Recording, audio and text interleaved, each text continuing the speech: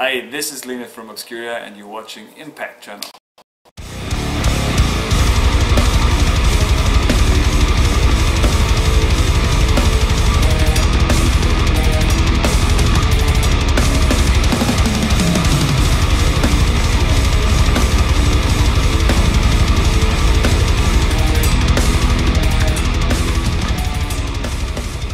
Because we are here with Linus Klausenitzer from Obscura. Okay. Hey. Welcome to Budapest. How are you doing? Thank you for coming. Pretty fine. We had 2 shows already on this tour and they were both amazing. The Sepultura crew that we're here with, the Sepultura guys, the Sepultura crew is absolutely amazing and nice to us. So it's a great package, nice people, what can you... Like, a great crowd also, and it's a pretty new crowd also for us, so yeah, we are super happy about everything right now. Okay. You're about to release your next album in the near future. Please tell us about that. Yeah, I hope it will be released in the summer. We recorded everything already, it's completely done. The artwork is done already. Right now we're getting into the promotion process, and soon I hope the label will have a release date for it. And it's the last album of our 4-album concept that started with Cosmogenesis back then. So it's it took like this 4-album concept, which has a story, like it's a huge concept that took 9 years now to bring it to an end. So that's very exciting for us, because we have the first album, which is Cosmogenesis, that started with all the that had that starting moment. The second album is Omnivium, that is about evolution and those kind of topics. The third album is Aquasis, where like we have a little bit more philosophical view on everything and some kind of reflection already. And now we have the last album, which is pretty much the end of everything. So you can imagine that the story is also more dramatic, and so we try to reflect that also in the music. We have a lot of very I don't know, Aquasis is a little bit more atmospheric, and the new album is more stressful again. Less atmospheric, definitely. It's more, and it's, I'm sure, the most diverse album that we've ever made. This time also Sebastian contributed to the songwriting, and Raphael as well. So I think pretty much everybody brought in the same amount of music to this album. So it's really, you can hear the influence of everybody, and that's why it's so diverse, I think. So, and there's a lot of, I don't know, a lot of dynamic in the music, and I'm very excited about it. I know everybody tells about every album that it's the best one ever, but this is really, I'm very proud of what this album became. Yeah. Looking forward to hear that. Yeah. And what's going to be the title for that? Diluvium. Diluvium. Yeah. And who was responsible for the artwork? It's Orion Landau is his name. We worked with him over the whole 4-album concept. This concept is really based on everything, so you can see it in the artwork. For example, the first album is blue, the second is green, the third is yellowish golden, and the last one now is mostly black and red. So yeah, so it fits to that apocalyptic theme that we have, and yeah, it's in the same kind of design world, and yeah, it made sense to work with him again, and he's an amazing artist for us. We just told him 2 or 3 ideas, and he came up with an artwork that was almost finished already. We just said, oh, incredible. Yeah. And your dad also played violin on the record, right? Oh yeah, that was something special. Yeah, my father is a classical musician. He played in he had 3 own orchestras in his life. He's actually in the German classical scene. He has a name, and he played with really the biggest conductors I can imagine. And since I play metal music, we never had, I don't know, we never made music together, kind of. And in 2010 we finally had a concert together where I played with my metal band Nuclear back then, and he played with his orchestra. That was the first time that we played music together. Super weird, actually. But we never had an album together. We never were on one record. So I thought this album is a good opportunity to change that, and Raphael wrote a song mainly that contains a string section, and then we thought about, okay, what could we do here? And so we invited my father, and he was in the studio, and it has its I don't know, a great moment for me, and yeah, mostly for me it's a great thing. Yeah, I guess so. yeah. And do you have any special plans with this whole 4-album cycle? Because it's just going to end with this concept. And do you have any plans for maybe special choirs, orchestra, or maybe some cinematic plans for that? Yeah, we just recorded 2 music videos actually, but I don't want to talk too much about it yet, but it's about that whole concept, and we want to show a little bit of that concept there, and this is we spent a lot of money and had a very professional film team to make those videos, so that is something very special that we want to combine this time with the music. We have our 15th anniversary show also in April, which is pretty exciting. That we are making plans right now what we could do special. So, but there will be something special that people can expect, and we realize, so holy shit, people come from even from Sweden, from Slovenia, from Italy. They come to that show to Landshut, where the band started in South Germany. So we really know that we have to show something there and want people to offer something special. Yeah, but about the 4-album concept, to end this, we are planning the first tours already, and let's see, maybe when we we want to mainly focus on that album, on this album, and then we think about when we're done with a touring cycle for the next album, we might come up with maybe, I don't know, a best-of show of those 4 albums or something like that. I don't know. We are thinking about different concepts right now on this tour. We talk a lot about it actually. Yeah. I was asking about that because I can imagine Obscura playing in a planetarium, for example, with all this visualizing and all this interstellar concept, you know. Yeah. Yeah, you will like the new video then. Alright then. And what's the story with your other band, Alkaloid? Alkaloid. Yes, that's also. We also have some news there. We also recorded a complete new album now. This the second one now, and it will be released via Season of Mist, and it will come out in early summer. So it will come out a little bit before the Obscura album actually. Yeah, what can I say about that? It's a little bit more. It's again a little bit more dynamic than the album before. It's like we're from, I don't know, from super light parts that reminds me a little bit of songs of Yes, for example, to, I don't know, extreme parts that are really chaotic and just very loud, and they sound chaotic but have, of course, a system, but super heavy, and yeah, it has everything in between, and I enjoyed recording that as well. Like this year, I'm super curious about what people will say about those 2 albums, because they are really special to me this time. It's very exciting. Any tour plans with the Alkaloid? Not yet, no. And I don't know if we can find the time, to be honest, because everybody's super busy with different stuff. But if there is an interesting offer, we'd love to do it, of course. We have an amazing band chemistry, and we all love the song, so it's really. I would love to, but let's see what the calendars will say and the tour offers. And we are a pretty new band, and let's see what comes up. Yeah. Let's go back in time a little bit. What was the first album that you ever bought?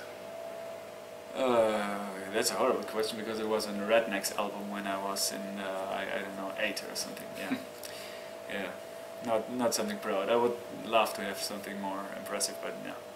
It was Rednecks. Don't worry, mine is just as horrible as Rednecks. So actually, Alice Cooper saved me from that music. So Last Temptation, 1994. Right. Yeah. Okay. Yeah, for me it was Iron Maiden, like the cliche for a bass player. But yeah, that was what came up when I was 14 and then brought me into metal actually. Yeah. So what was the main inspiration for you beside Iron Maiden? Beside Iron Maiden, inspiration. That's always hard to say, because in the first years, of course, it was all the metal classics. I started with a lot of classical metal, like Black Sabbath, Iron Maiden, Judas Priest, Metallica, all that classical stuff.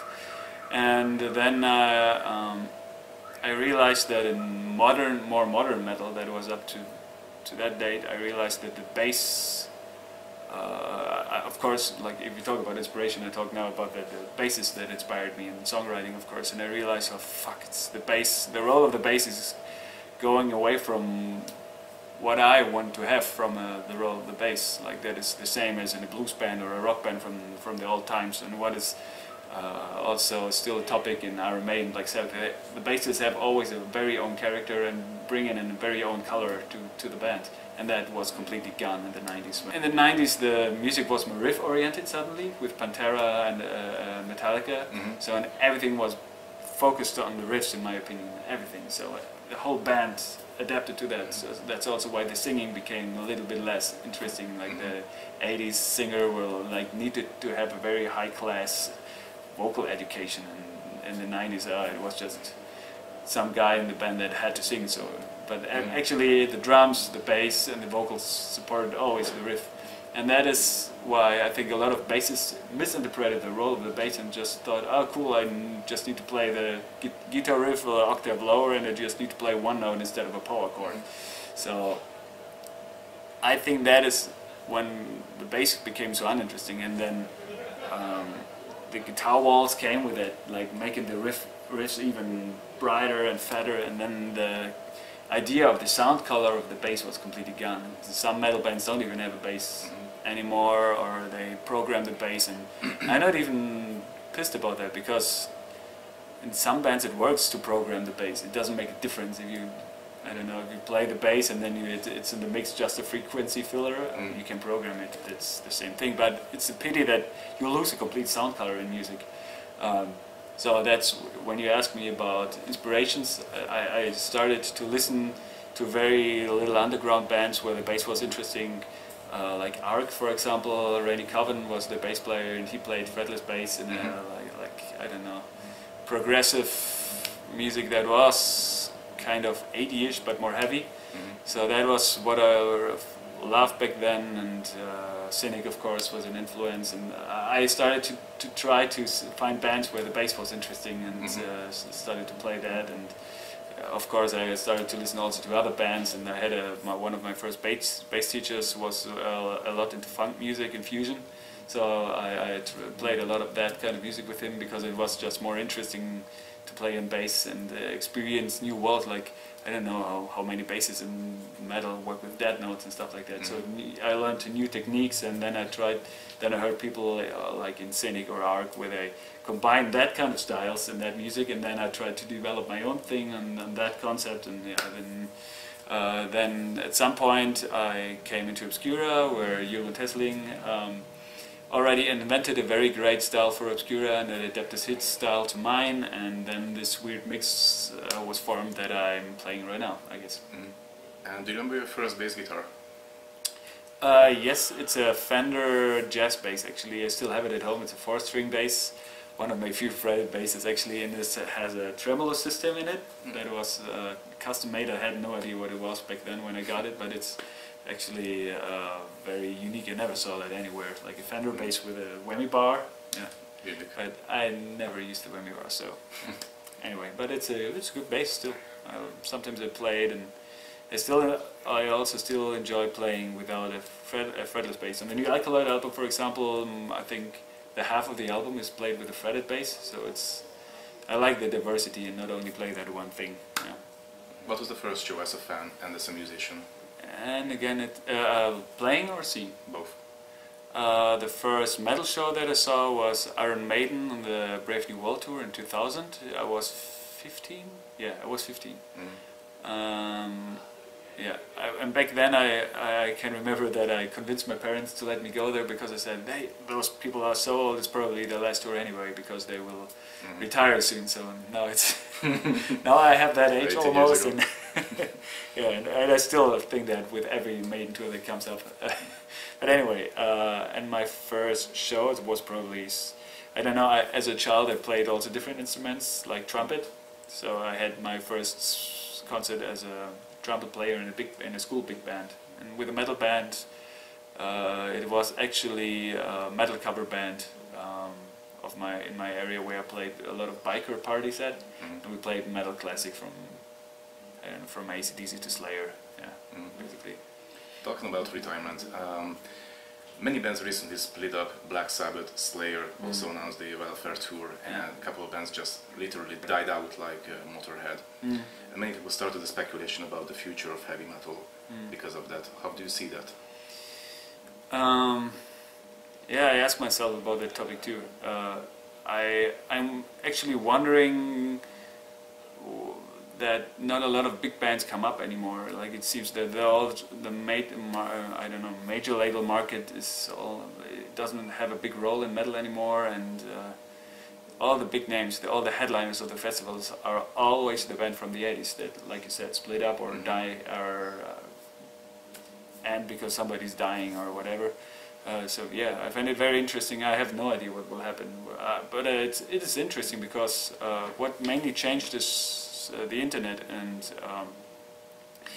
I like that with Spotify it has a lot of bad influence also, of course, and all the illegal download that happened had a very bad influence in parts on the music industry. But one of the benefits on Spotify is that everybody has to listen to music more actively again, I think. So when people, I don't know, used to put on the radio, or they got their MP3s from a friend, they just listened to that, and then I don't know, it was obviously which bands you listen to, and now you have to define your own taste, kind of, because you have to define your own set lists on Spotify and collect this, and people love to check out like artists that sounds like and stuff like that. So it's, everybody has to be more focused again on their own taste, and that is something very good, I think. But that means that we have way more bands, but not, I don't know, those 10 bands that are big in the genre. So I wonder how festivals will turn out in the future without big headliners, because there won't be big headliners anymore, I can imagine, in 20 years. Yeah, that's exactly the point I was going to ask, because all the legends are basically just going to disappear in the near future. And there are new legends, and I don't think that the business works that you can build up new legends. I don't think that's really possible. Only a few bands make it to that, very few. Like Volbeat or Sabaton or bands like that, they're getting way bigger right now, but I don't see that coming. Like, I don't know, if you see Tubacan, especially 10 years ago, there was every year there was a new reunion from the big old times, and it was crazy. Yeah, and now it's my two bands that are big right now from the last 10 years. Besides music, what do you like to do? Any hobbies? No, I don't have time for hobbies. Family, nothing? Yeah, of course I spend time with my family. Also I do a little bit of sports sometimes. I go to the nature, stuff that everybody does, but really music is very demanding. It takes most of the time, and since I play not only in Obscura but also in Alkaloid, I also teach, I make workshops, I record session work, I record bass lines for other people, I play live jobs, stuff like that. So it's taken almost my complete time, and in the rest of my free time I'm not really productive, so I sit down and watch Netflix series or something like that. And sleeping is also something I enjoy. How would you express yourself if there was no music in your life? I have no idea, to be honest. I don't know. My life is focused on music since I'm 15, so I have no idea. Maybe if I compare my life to my friends that I had at that time and they went to different directions, it's mostly that they focus a lot on their jobs or on music or on nature or sports, like most people. But I don't think it would be a money topic or something like that, because my family is not very money oriented and more music oriented. So yeah, I don't know. I have no clue. Okay. What does art mean to you? It's hard to define art in general, I think. But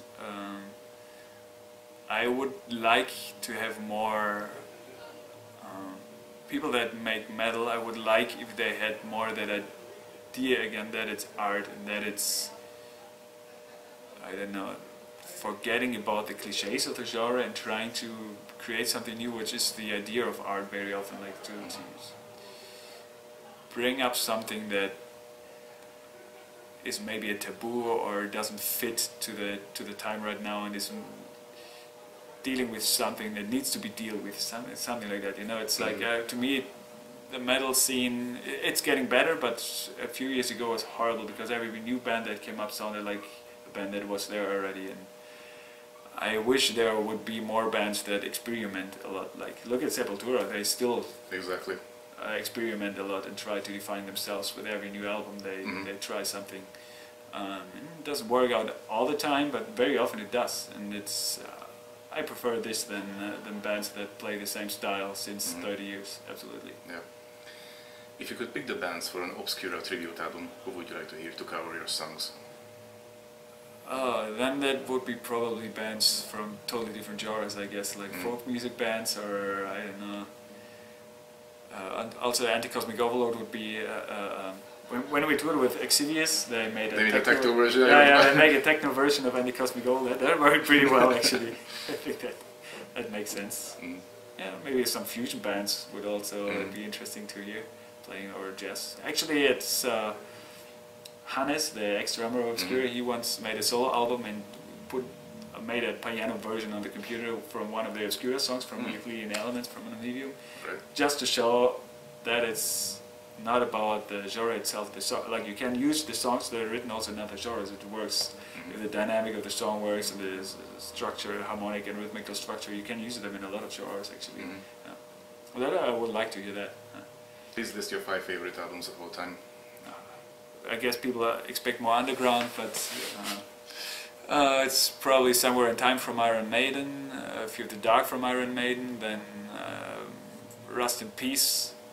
And then let's take more underground albums. Ark, Burn the Sun is absolutely amazing. Master of Puppets, let's say. Sorry, but it's a cliche, but those are my favorite albums still, since because everybody has this, I don't know, since you're 15, those influences that you still, maybe the nostalgic factor about it makes it your favorite album still, I guess. What's the meaning of life? I wish I could answer that. But, I wish. Right. Do you have any message to your fans? Yeah, thank you for being so supportive over all the years. Especially in this scene, the fans understand so much what music is about, and people really try to understand what we're doing there, and support us on the way. They know how to support a band, and they care about that, and they know about the value of music. Not a lot of genres have that anymore. So thank you for your support. Thanks for also being interested in us to change with every album. That's also not something obvious, and a lot of bands have always to make the same album. You want us to make different albums. That is a big, that's something really great to us. So thank you very much. We really love you all. I forgot to ask one question. Any tour plans? Yes, we plan to tour in the US at the end of the year, and we also plan on a headlining tour for the new album, but there is no package yet or any tour date, so I can't tell too much about it. All right. In the summer we play festivals. In April we'll play in Japan. So, and right now we're on tour with Sepultura, so we're busy right now. So yeah, and it keeps on going like that. Okay. Dankeschön. Thank you so much.